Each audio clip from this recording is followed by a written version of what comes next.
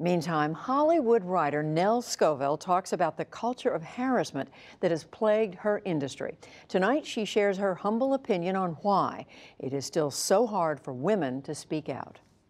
Oh yeah, me too. Recently, I shared my story about being sexually assaulted by a boss when I was just starting my career as a TV comedy writer. I was in my 20s, he was in his 40s. Now I'm in my 50s. 3 decades later, going public has stirred up a lot of fresh emotion.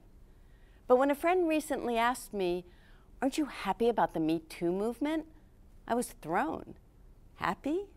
Of course, I feel relief and satisfaction that women who can are raising our voices and naming names. But happiness doesn't really factor into this. With all the toppling of famous directors, actors, and anchors, you may think it's become easier to speak out about this. Nope. Hollywood is still a place where if a powerful person behaves inappropriately and you call them on it, you run the risk of paying the price.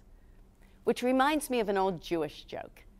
There's a terrible pogrom in the shtetl. All the villagers are rounded up by the Cossacks and lined up against a wall for the firing squad. The rifles are raised, and the head Cossack says, "Before we open fire, does anyone have any last requests?"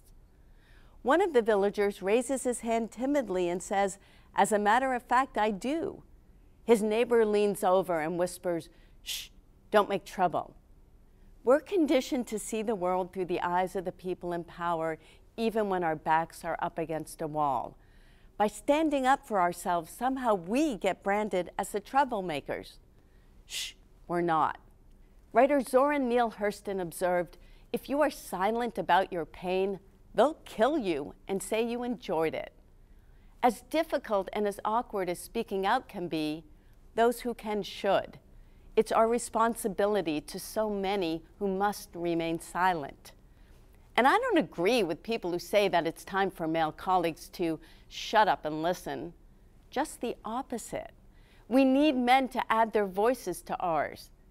They can also help by sharing salary information and telling us about job opportunities. They can hire women and promote them. And the next time a woman makes a request and someone whispers, "Shh, don't make trouble," I hope she tells them, "I'm not making trouble, I'm making progress." Hollywood writer Nell Scovell. And that's the NewsHour for tonight. I'm Judy Woodruff. Thank you, and we'll see you soon.